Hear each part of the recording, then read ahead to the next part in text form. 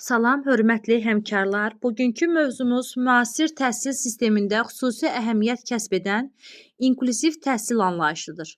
İnklüziv təhsil yalnız bir termin deyil, bu bütün uşaqlara bərabər imkanların yaradılması deməkdir.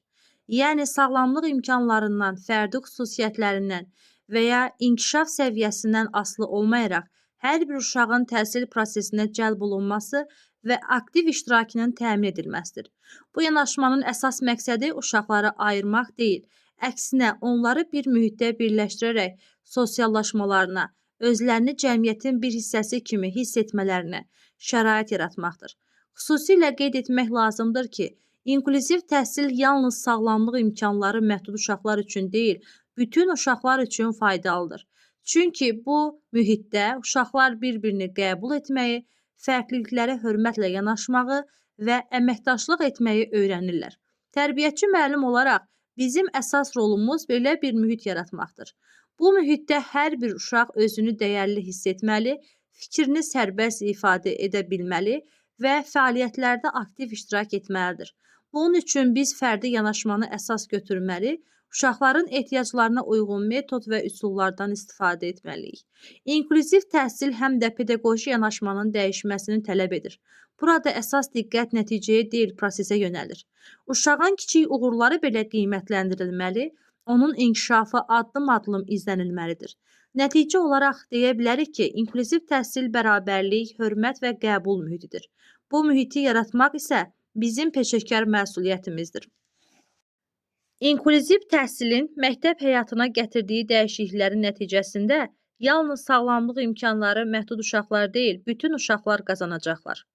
Sağlamlıq imkanları məhdud uşaqların ümumi təhsil məktəblərində təhsili bir çox ölkələrin, eləcə də Azərbaycanın cəlb olunduğu inklüziv təhsil sisteminin qanuna uyğun inkişaf mərhələsidir. Bu inkişaf mərhələsi 4 mərhələdən keçir. Birinci mərhələ diskriminasiya mərhələsidir. Sağlamlıq imkanları məhdud uşaqlar ümumiyyətlə təhsildən kənarda qalırlar.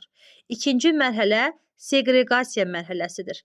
Sağlamlıq imkanları məhdud uşaqlar ya xüsusi məktəblərdə oxuyur, ya da evdə təhsilə cəlb olunurdular. Üçüncü mərhələ inteqrasiya mərhələsidir. Sağlamlıq imkanları məhdud uşaqlar ümumi təhsil məktəblərində tipik uşaqlarla birlikdə, lakin ayrı-ayrı siniflərdə xüsusi proqram əsasında oxuyurdular. Dördüncü mərhələdə isə inklüziya mərhələsidir. Sağlamlıq imkanları məhdud uşaqlar ümumi təhsil müəssisələrində tipik uşaqlarla eyni siniflərdə təhsil alırlar. Sağlamlıq imkanları məhdud uşaqların təhsilinə belə yanaşma həyatda müxtəlif xarakterli səbəblərlə əlaqədardır. Ümumilikdə bu səbəbləri iqtisadi, hüquqi inkişaf baxımından müəyyən səviyyəyə nail olmuş cəmiyyət və dövlətlərin sosial tələbləri kimi müəyyənləşdirmək olar. İnklüziv təhsil uşaqların fənlər üzrə müxtəlif təlim ehtiyaclarının təmin edilməsi üçün daha səmərəli olan yanaşmaları işləyib hazırlamağa cəhd edir. İnklüziv təhsilin əsasında müəyyən istiqamətləri əsas götürən ideologiyalar dururdu. Bütün insanlara eyni münasibəti təmin edərək hər cür diskriminasiyadan, yəni kənarlaşdırılmalardan uzaq durmaq, xüsusi təlim ehtiyacları olan uşaqlar üçün ümumi təhsil müəssisələrində şərait yaratmaq lazım idi. İnklüziv təhsilin prinsipləri də var.